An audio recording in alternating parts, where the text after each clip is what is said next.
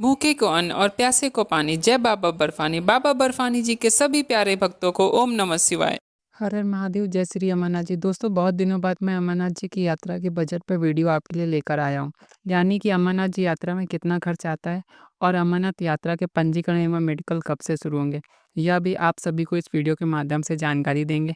साथ ही साथ आपको यह भी जानकारी देंगे कि अमरनाथ यात्रा कौन से मार्ग से करनी है, बालटाल या फिर पहलगाम से, और अमरनाथ यात्रा में कुल कितने दिन लगते हैं और यात्रा के दौरान कितना खर्च आता है। यह सब आपको महत्वपूर्ण जानकारी इस वीडियो के माध्यम से अमरनाथ जी यात्रा से जुड़ी कंप्लीट डिटेल देंगे। तो बने रहिएगा वीडियो के अंत तक। अगर आप चैनल पर नए हैं तो चैनल को भी सब्सक्राइब कर लें, ताकि आप सब तक हमारे डेली अपडेट सबसे पहले पहुंच सके। आप सभी को बताते चलें कि अगर आप भी वार्षिक अमरनाथ जी यात्रा 2025 पर आने का विचार बना रहे हैं, तो आप सभी ने बहुत ही अच्छे वीडियो पर क्लिक किया है, क्योंकि इस वीडियो में आप सबको मिलने जा रही है संपूर्ण जानकारी। अमरनाथ जी यात्रा पर आने के लिए सबसे पहले आप सभी को अपने मेडिकल और पंजीकरण करवाने अनिवार्य होते हैं। ये मेडिकल पंजीकरण कैसे होते हैं, वीडियो के अंत में इसकी भी जानकारी दूंगा। इससे पहले आपको अमरनाथ जी यात्रा से जुड़ी कुछ महत्वपूर्ण जानकारी बता देते हैं। अमरनाथ यात्रा जम्मू कश्मीर के राज्य के अनंतनाग जिले से शुरू होती है और जम्मू कश्मीर शहर से लगभग 200 किलोमीटर की दूरी पर यात्रा शुरू होती है। पवित्र यात्रा के लिए दो रूट्स हैं, जैसे कि पहला अनंतनाग के पहलगाम से शुरू होता है और दूसरा सोनमार्ग के बालटाल से शुरू होता है। सोनमार्ग की दूरी जम्मू शहर से लगभग 350 किलोमीटर करीब है। और आपको बताते चले कि यात्रा के दौरान तीर्थ यात्रियों को अगर जल्दी से यात्रा करनी है, सेम डे अगर आपको रिटर्न लेना है, तो आपको बालटाल से ही अपनी यात्रा शुरू करनी है, क्योंकि बालटाल रास्ता लगभग 12 किलोमीटर का है, जिसे आप एक दिन में ही यानी सेम डे रिटर्न ले सकते हैं। वहीं अगर आपके पास समय है, अगर आप आराम से यात्रा करना चाहते हैं, तो आप पहलगाम से यात्रा शुरू कर सकते हैं। पहलगाम से यात्रा करने वाले यात्रियों को पहले दिन पहलगाम बेस कैंप रुकना होता है, दूसरे दिन शेषनाग, तीसरे दिन पंचतरनी और चौथे दिन दर्शन करके पंचतरनी भी आप रुक सकते हैं। अन्यथा बालटाल से रिटर्न होकर वापस बालटाल बेस कैंप पहुंच सकते हैं। आपको बताते चलें, श्री अमरनाथ जी यात्रा के लिए दो सिस्टम लागू किए गए हैं। जैसे कि अगर आप कॉन्वॉय से जाना चाहते हैं, तो आप अमरनाथ जी यात्रा की कॉन्वॉय भगवती नगर से ले सकते हैं। भगवती नगर जम्मू में यात्री बेस कैंप के पास है, जहां से आप अपनी गाड़ियों की मदद से एक सुरक्षा सिक्योरिटी की मदद से बेस कैंप तक पहुंचेंगे। वो बालटाल हो या फिर पहलगाम, दोनों ही रूट के लिए कॉन्वॉय निकलती है। श्रीनगर पंथा चौक में भी बेस कैंप है। अगर आप बारिश हो रही है बालटाल या फिर पहलगाम में, तो श्रीनगर के बेस कैंप पंथा चौक में आपको रोका जाएगा। वहीं रास्ते में यात्री निवास चंद्रकोर, जो रामबन में बनकर तैयार हुआ है, वहाँ भी आपको रोका जा सकता है। चलिए अब खर्चे की बात करते हैं। अमरनाथ जी यात्रा के दौरान आप सभी को बताते चलें, अगर आप यात्रा करना चाहते हैं, तो आप सभी का जो खर्च है वो दिल्ली जैसे बड़े शहरों से अगर आप यात्रा करते हैं, तो आप 3 से 4 हज़ार में अपनी यात्रा आराम से कर सकते हैं। अब ये कैसे इतने सस्ते में अपनी यात्रा को कर सकते हैं, इसे थोड़ा गौर से सुनना। जब भी आप दिल्ली शहर से अमरनाथ जी यात्रा पर निकलेंगे, सबसे पहले आपको अपनी ट्रेन, बस की स्लीपर टिकट बुक करनी है। जनरल में तो भीड़ बहुत रहती है।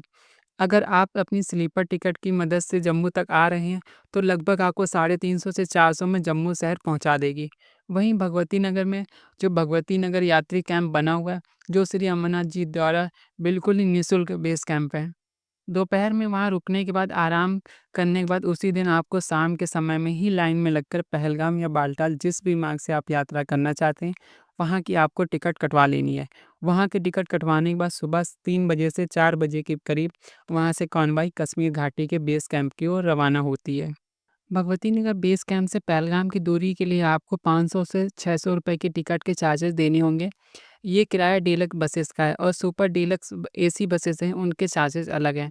इसके बाद आपको बताते चले, बालटाल का किराया 700 से 800 रुपये प्रति यात्री लिया जा सकता है। आपको एक बात और बताते चलें कि जो आपको मैंने बस का टिकट का चार्जेस बताया, वो केवल एक साइड का है। अगर आपको वापस आना है, तो जैसे यहाँ पर आपने टिकट लिया था, वैसे ही आपको जब आप पहलगाम या बालटाल पहुँचेंगे, तो वहाँ पर भी बस काउंटर बने हुए हैं। वहाँ से आपको वापस अपना रिटर्न का टिकट लेना होगा। अगर आपको बाल्टाल में रुकने की सुविधा की बात करें, तो यात्री रात के समय में आप 200 से 300 रुपए में बहुत ही आराम से आप रुक सकते हैं। आपको बताते चलें, पहलगाम में पहले दिन रुकने के बाद आप आगे की ओर बढ़ेंगे। दूसरे दिन सुबह 5 बजे के करीब आर्मी आपको पहलगाम बेस कैंप से चंदनवाड़ी की ओर, यानी कि चेक पोस्ट की ओर रवाना करेगी। आपनी कड़ी निगरानी में, और जब आप चेक पोस्ट चंदनवाड़ी की ओर रवाना होंगे, तो पहलगाम से चंदनवाड़ी का किराया 150 रुपये पर यात्री होता है। यानी कि पहलगाम से चंदनवाड़ी 16 किलोमीटर के डिस्टेंस के आपको ₹150 देने होंगे। इसके बाद आगे की पैदल यात्रा यहीं से शुरू होती है। आपके परमिट, ई-केवाईसी और सारे के सारे डॉक्यूमेंट चेक होने के बाद आपका यहीं से मार्गदर्शन शुरू होता है। चंदनवाड़ी से पैदल यात्रा पवित्र श्री अमरनाथ गुफा तक 32 किलोमीटर की है। यहाँ से शेषनाग अगर आप पहले दिन ही पहुँच जाते हैं, वह भी 2 बजे से पहले, तो आपको आगे पंचतरणी को आगे जाने दिया जाएगा। अगर आप 2 बजे के बाद लेट हुए, तो आपको शेषनाग में ही रुकना पड़ेगा। अमरनाथ गुफा की दूरी अगर हम बात करें तो चंदनवाड़ी से 32 किलोमीटर, वहीं चंदनवाड़ी से पंचतरणी की दूरी 26 किलोमीटर की है और शेषनाग की दूरी 12 किलोमीटर की है। इस डिस्टेंस को अगर आप कवर करना चाहते हैं तो पहले दिन आपको 26 किलोमीटर के डिस्टेंस को आपको शेषनाग लगभग 2 बजे से पहले-पहले क्रॉस करना होगा। शेषनाग के आगे ही महागुना स्टॉप की कठिन और मुश्किल चढ़ाई आती है। इस चढ़ाई चढ़ाई के दौरान आप आराम से यात्रा करेंगे और शेषनाग से जो गणेश स्टॉप है या महागुना स्टॉप है उसकी दूरी करीब 4 किलोमीटर की कठिन चढ़ाई है। इसके बाद ढलान का एरिया पंचतरणी तक पूरा का पूरा लगभग 10 किलोमीटर का रहता है। आपको बताते चलें, अगर आप पहले दिन शेषनाग पहुंच जाते हैं तो दूसरे दिन आपको पंचतरणी पहुंचना होता है। शेषनाग में टेंट के किराए की बात करें तो लगभग 450 से 500 प्रति यात्री रात के समय में रुकने के चार्जेस रखे गए हैं। खाना निःशुल्क है श्री अमरनाथ जी संस्था द्वारा। इसके बाद आगे की ओर आप बढ़ेंगे तो आपको पोसपत्री में आपको निःशुल्क रहने की व्यवस्था मिल जाएगी।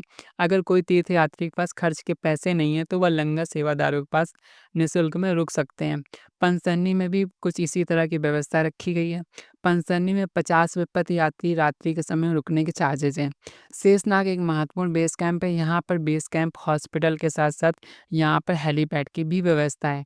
यानी कि बालटाल और पहलगाम से जो भी यात्री हेलीकॉप्टर से यात्रा करता है वह यहीं तक पहुंचता है। यहाँ से गुफा की दूरी लगभग 6 किलोमीटर की रह जाती है। इसी दौरान आपको 6 किलोमीटर की पैदल यात्रा के बाद पवित्र गुफा तक पहुंचना होता है। यहाँ से आप घोड़ा, पिट्ठू, पालकी हर प्रकार की व्यवस्था ले सकते हैं। अगर आपको शेषनाग की बात करें तो बता दें कि शेषनाग में भी बेस कैंप हॉस्पिटल है। आपको परेशानी कोई भी नहीं हो लेनी है।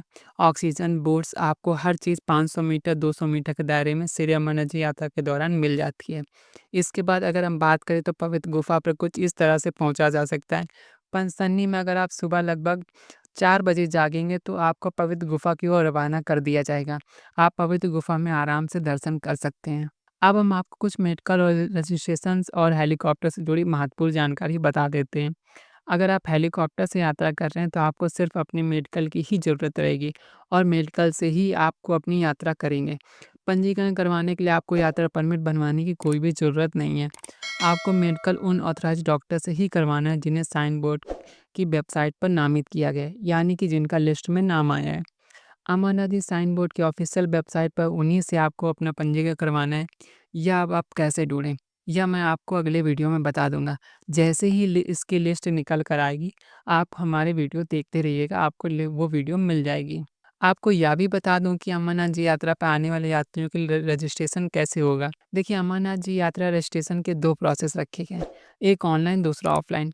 ऑनलाइन व्यवस्था उन लोगों के लिए अच्छी है जिनके पास बैंक में शाखाएं नहीं है या बहुत दूर हैं। जबकि जब आपका मेडिकल वेरीफाई हो जाएगा उसके बाद आपको पंजीकरण को वेरीफाई करने के लिए आपको सबसे पहले बैंक शाखाओं में जाना होगा।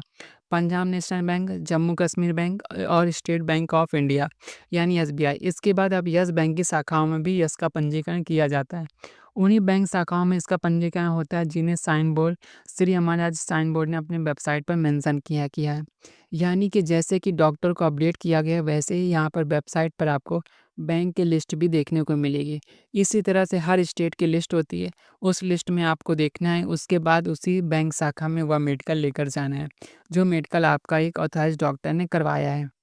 उसके बाद बैंक शाखा में आपको पंजीकरण कर दिया जाएगा। ऑफलाइन पंजीकरण करवाने के लिए ई-केवाईसी होगा। आपका बायोमेट्रिक केवाईसी होगा और बायोमेट्रिक पंजीकरण होने के बाद ही आपका परमिट आपको जारी किया जाएगा। बायोमेट्रिक पंजीकरण करवाने वाले और ऑफलाइन पंजीकरण करवाने वाले तीर्थयात्रियों को बेस कैंप पर ई-केवाईसी की ज़रूरत नहीं है। लेकिन जिन तीर्थयात्रियों ने ऑनलाइन पंजीकरण करवाया है, उन्हें ई-केवाईसी की ज़रूरत होती है। अगर आप ऑफलाइन या फिर ऑनलाइन पंजीकरण करवा रहे हैं, तो यह बातें ज़रूर ध्यान में रखें। जब भी अपना मेडिकल करवाएँ तो अपने फ़ोटो के ऊपर डॉक्टर की स्टैम्प ज़रूर लगवा लें। ऑनलाइन पंजीकरण करवाने के लिए आप श्री अमरनाथ जी साइन बोर्ड के ऑफिशियल वेबसाइट पर जाएंगे। यहाँ पर आप अपना पंजीकरण करवा सकते हैं। यहाँ पर पंजीकरण करवाने के बाद आपको ऑनलाइन यात्रा परमिट 1 से 2 दिन में मिल जाता है। इसकी फ़ीस 150 रुपये रहेगी और ऑफलाइन भी आपको 150 रुपये ही देने होंगे।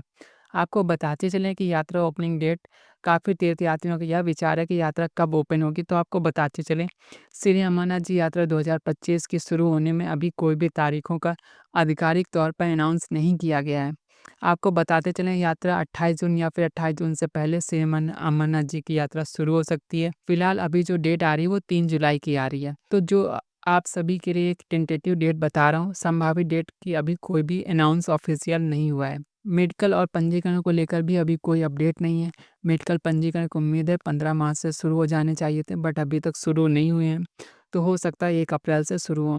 उम्मीद करते हैं कि आपको वीडियो द्वारा दी गई जानकारी अच्छी लगी होगी। अगर वीडियो द्वारा मिली गई जानकारी आप सभी को अच्छी लगी हो तो वीडियो को लाइक करें, शेयर करें और चैनल को सब्सक्राइब करें। यात्रा से जुड़ी किसी भी प्रकार की जानकारी के लिए कृपया कमेंट बॉक्स में कमेंट कर जानकारी प्राप्त कर सकते हैं। भोले बाबा जी के आशीर्वाद से हमारी पूरी कोशिश रहेगी कि हम जल्द से जल्द और सही जानकारी आप सभी भक्तों तक पहुँचा सकें। बाबा बर्फानी जी के सभी प्यारे भक्तों को ओम नमः शिवाय।